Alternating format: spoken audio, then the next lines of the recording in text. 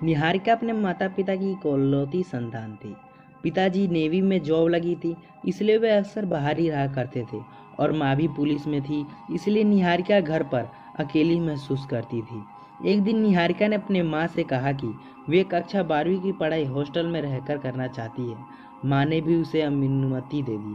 अनुमति मिलने पर वो कुछ जरूरी सामान लेकर निहारिका अपने होटल चली गई। हॉस्टल पहुंचकर निहारिका ने देखा कि उसकी रूम पार्टनर कल आने वाली है और अभी स्कूल खुलने में तकरीबन 4 दिन बाकी है। तो निहारिका ने अपना सामान रखा और अपने कमरे की सफाई करने में जुट गई। तभी निहारिका ने जैसे ही अलमारी खोला, उसके ऊपर एक कैमरा धड़ाम से गिरा। निहारिका ने उसे चालू करने की काफ़ी कोशिश की, पर वे चालू नहीं हुआ। निहारिका ने उसे हॉस्टल में जमा करवा दिया। दूसरे दिन निहारिका की रूम पार्टनर दिव्या आई। दिव्या कक्षा की टॉपर थी और पिछले 2 सालों से वे इसी हॉस्टल में रह रही थी। निहारिका बहुत ही मिलनसार थी, तो उसने एक ही दिन में दिव्या को अपना दोस्त बना लिया। अभी स्कूल को खुलने में 2 दिन बाकी थे, तो निहारिका ने दिव्या से कहा कि हम शहर घूमने चलते हैं। दिव्या ने भी हामी कर दी और वे दोनों घूमने चले गए। घूमते घूमते शाम हो गई थी, तो दोनों बाहर खाना खाकर अपने हॉस्टल लौट आए। सुबह जब निहारिका नहाने के लिए अपने कपड़े निकाल रही थी, तभी अचानक वे कैमरा फिर से नीचे गिर गया।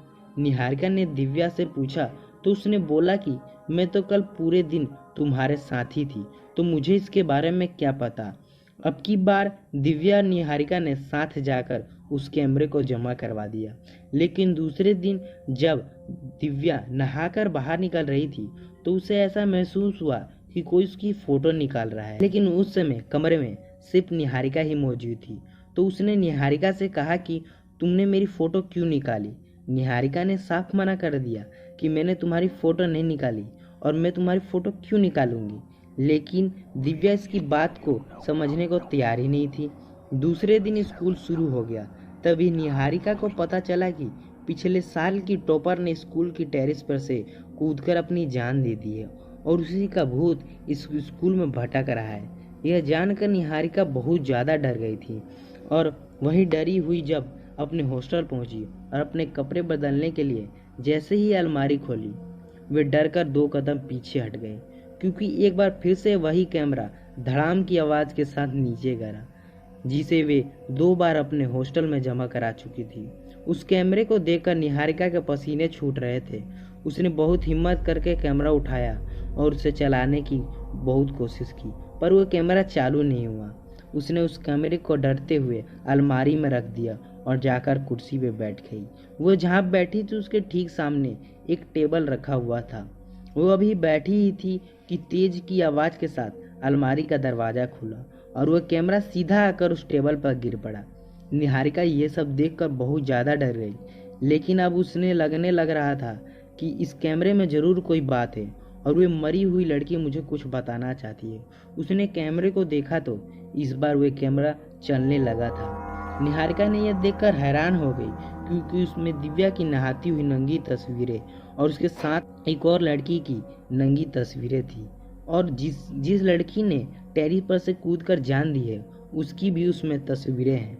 निहारिका ने खोज की तो पता चला कि उस लड़की का आत्महत्या करने का कारण अश्लील वीडियो सोशल मीडिया पर वायरल हो जाना था।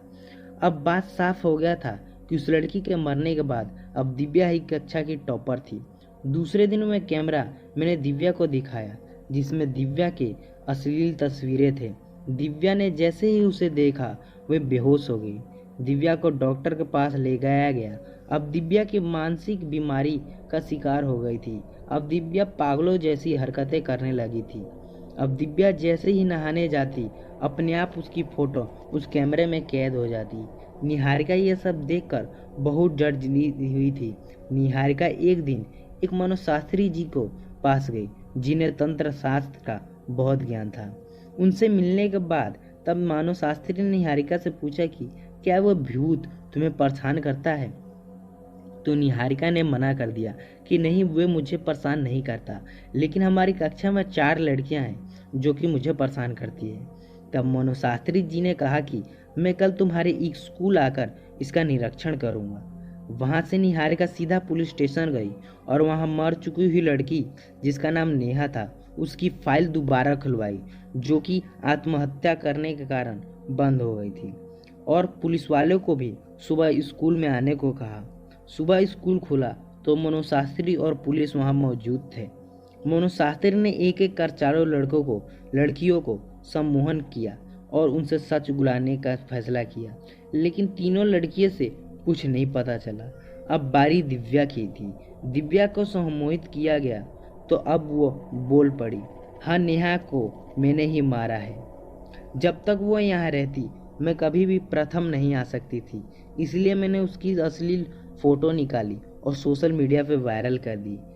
उसका इतना कहना था कि दरवाज़ा टूटने की आवाज़ आई और टेबल कुर्सियाँ अपने आप छत पर से इधर उधर टकराने लगी। एक अदृश्य सी ताकत ने दिव्या को हवा में उड़ा लिया और स्कूल की छत पर ले गई।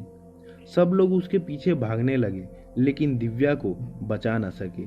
दिव्या ठीक वैसे ही नीचे गिरी जैसे नेहा की गिरकर मौत हुई थी, वैसे ही दिव्या की भी मौत हो गई। तभी मनोशास्त्री ने अपनी शक्तियों से सब कुछ शांत किया और स्कूल का माहौल एक पूजा रखकर शांत किया, ताकि ऐसी कोई भी भूतिया घटना फिर यहाँ ना घटे। इसके बाद मैंने कैमरे को भी जला दिया। तो दोस्तों, ये थी आज की हमारी कहानी। आपको कैसी लगी कमेंट बॉक्स में बता दीजिएगा। दोस्तों, आप लोगों ने बहुत से भूतों की कहानियां सुनी हैं। क्या आपने लाल बंगले के बारे में सुना है? हाँ दोस्तों, लाल बंगले का रहस्य। दोस्तों, कहा जाता है कि लाल बंगला सन 1980 या 1990 के आसपास में बनाया गया था। लाल बंगला को रायपुर का एक हॉन्टेड स्थान माना जाता है। यह लाल बंगला रायपुर और नए रायपुर के बॉर्डर में स्थित है। इस जगह पर रात को अजीब अजीब सी आवाज़ें आती हैं। ऐसा लोग कहते हैं कि इस बंगले में दिन को जाएं या रात को जाएं, उस जगह में कुछ नकारात्मक ऊर्जा का एहसास जरूर होता है। इस लाल बंगले के बारे में ज़्यादा बातें सामने तो नहीं आई, पर इस बंगले में से जुड़ी एक कहानी जो मैं आप लोगों को बताने जा रहा हूँ, वो कुछ इस तरीके से कहा जाता है कि आज से तकरीबन 12 या 13 साल पहले, यानी सन 2004 के आसपास, इस बंगले में एक परिवार रहा करता था। उस परिवार में पति पत्नी और उनके 2 बच्चे रहा करते थे। उस परिवार में पता नहीं ऐसा क्या हुआ कि एक दिन उसके पूरे परिवार एक साथ ही आत्महत्या कर लिया। कहा जाता है कि इसके बाद उनकी आत्माएं वहीं कैद रह गई और वे बंगला वीरान हो गया। उस घटना के करीब 4 या 5 साल बाद घूमने आए एक कपल उस घर में घुसे थे। उसके बाद हुए लड़की नग्न अवस्था में चीखती चिल्लाती अपने कपड़े लेकर भागती हुई उस बंगले से बाहर निकली। वे लड़का भी बाहर आया तो उसके मुंह से खून निकल रहा था। यह तो पता नहीं चल पाया कि वे अंदर उनके साथ क्या हुआ था। क्या उन्होंने कोई रूह को देखा था या दोनों में से किसी को उन रूह ने अपने वश में कर रखा था? यह सब सवालों का जवाब तो बस वे 2 कपल ही दे सकते हैं। इसके बाद भी कई अजीब सी घटनाएं वहां घटी, जिसके बाद वहां खतरे का निशान लगा दिया गया और लिख दिया गया कि यहां आना मना है। आज भी वे लाल बंगला ऐसे ही वीरान पड़ा है। क्या सच में वे लाल बंगला हॉन्टेड है? क्या असल में ऐसी घटना घटी होती है या केवल अफवाह है? यह कुछ कहा नहीं जा सकता, पर किसी बंगले का यूं इतने दिनों तक खाली रहना एक आम बात भी नहीं हो सकती है। इस लाल बंगले की कहानी टीवी के फेयर फाइल्स के एक एपिसोड में भी दिखाई गई है। यह चौंका देने वाली घटना जो 1950 में घटी हुई थी। उत्तर प्रदेश के रानी बाजार गांव में एक राम प्रकाश तिवारी नाम का आदमी रहता था। उसकी लड़की 5 साल की थी। उसे कैंसर की बहुत बड़ी बीमारी थी। उसे कई जगह इलाज कराने के बाद भी वह जिंदा नहीं बच सकी। एक दिन रात के तकरीबन 1 बजे उसकी मृत्यु हो गई। उसी रात को एक दूसरे गांव में मोहिनी नाम की एक औरत की ट्रक से टकराने की वजह से मौत हो गई।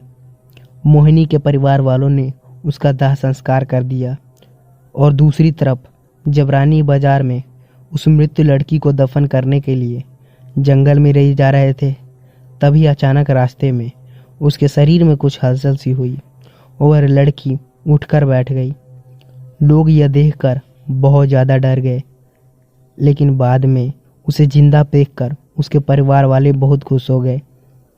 लेकिन लोगों को यह कहाँ पता था उस लड़की के शरीर में किसी और की आत्मा ने बसेरा बना लिया है। उस 5 साल की लड़की के अंदर मोहिनी की आत्मा घुस चुकी थी। वह अलग जगह पर आकर बहुत दुख और परेशान होने लगी थी। उसने खाना पीना भी छोड़ दिया था, लेकिन उसकी माँ अपने हाथों से कैसे न कैसे करके उसे खिला ही दिया करती थी। एक दिन वह लड़की अपनी माँ के साथ अपने मामा के घर जा रही थी और रास्ते में अचानक वे जगह आया जहाँ पर मोहिनी की मौत ट्रक से टकराने की वजह से हो गई थी। उस बच्ची ने अपनी माँ को इशारा करके बताया कि यह रास्ता उसके गांव की तरफ जाता है। उसकी माँ उसे बिना बताए अनसुना कर दिया और अपने मामा के घर पहुंच गई। उसके मामा के घर के पास मोहिनी की गांव की एक औरत जिसका नाम सिमरन था, वह किसी काम से आई हुई थी। मोहिनी की आत्मा ने उसे तुरंत पहचान लिया और उसको आवाज़ देने लगी। सिमरन को लड़की के मुंह से अपना नाम सुनकर बहुत ही आश्चर्य हुआ। सिमरन के पूछने पर उस लड़की ने अपनी पूरी घटना उसको बता दी और बोली कि मेरी मौत से पहले ही मेरे घर वाले ने मुझे जला दिया और इस बच्ची के खाली शरीर को देखकर मैं इसमें रहने लगी। जब सिमरन यह बात सुनी तो अपने गांव जाकर सारे गांव वालों लोगों को यह बात बता दी। उसका पूरा परिवार मोहिनी से मिलने आ गया। उस लड़की ने सबको पहचान लिया और अपने पूरे परिवार के साथ अपने गांव चली गई और उसने वापस रानी बाजार आने से मना कर दिया, लेकिन लोगों के समझाने पर वह मान गई। इस तरह वह दोनों परिवार के साथ रहने लगी। इस कहानी से पता चलता है कि कभी किसी की अधूरी इच्छा पूरी ना हो तो वह अपनी आत्मा को किसी और शरीर में जरूर प्रवेश कर सकती है।